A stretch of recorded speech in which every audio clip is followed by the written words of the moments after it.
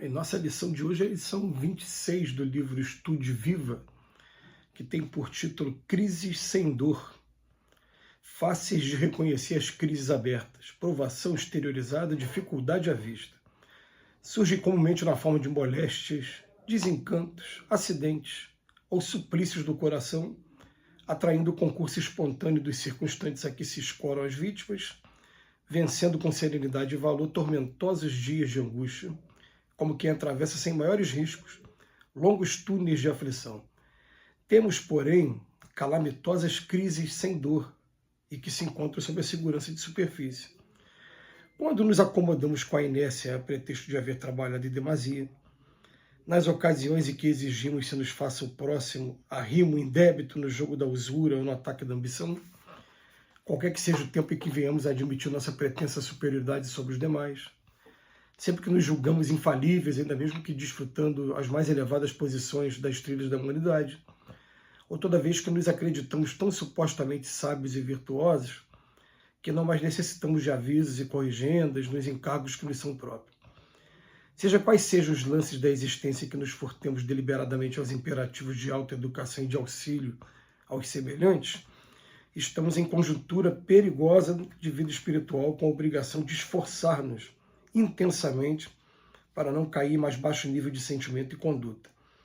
Libertemo-nos dos complexos de avarias e vaideza, intransigência e preguiça, que nos acalentam a insensibilidade a ponto de não registrarmos a menor manifestação de sofrimento, porquanto, de modo habitual, é através deles que se operam em nós e em torno de nós os piores desastres do espírito, seja pela fuga ao dever ou pela queda na obsessão. Mortos voluntários. Condicionou-se a mente humana de maneira geral a crer na madureza orgânica, ou crer que madureza orgânica é a anticâmara da inutilidade, e eis que muita gente a se demitir indebitamente do dever que a vida lhe delegou.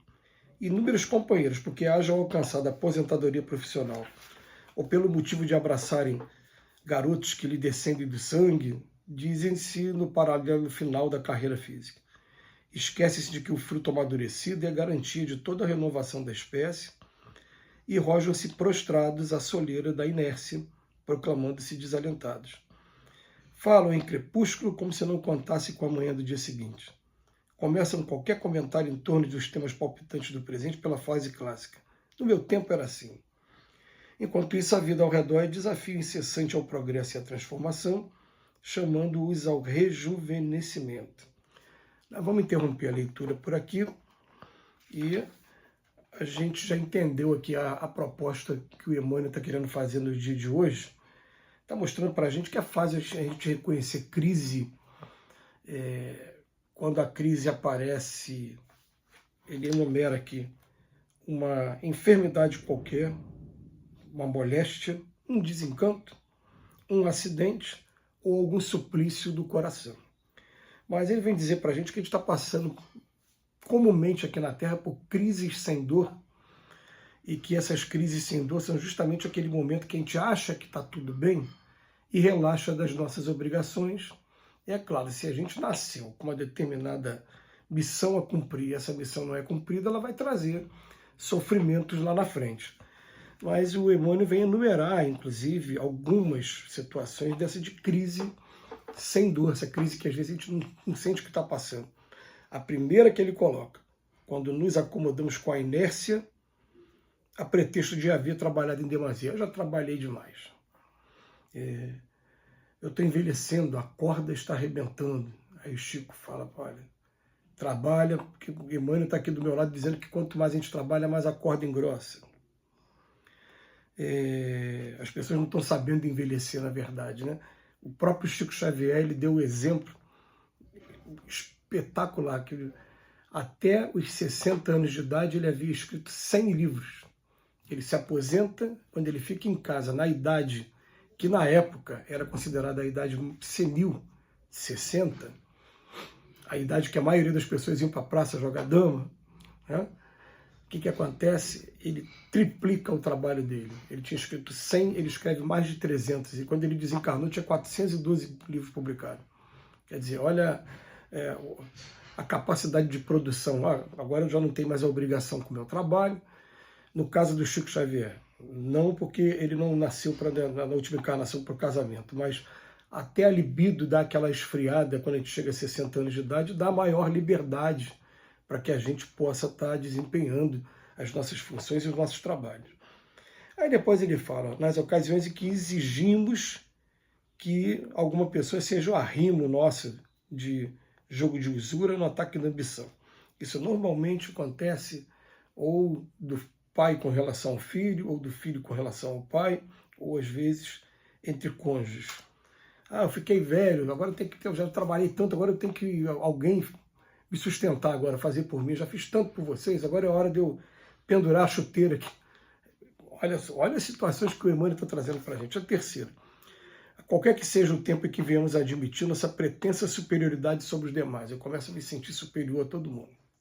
É uma crise sem dúvida. A quarta que ele fala, quando a gente se julga infalível, eu já aprendi tudo, agora né, é muito difícil me derrubar e não se adapta.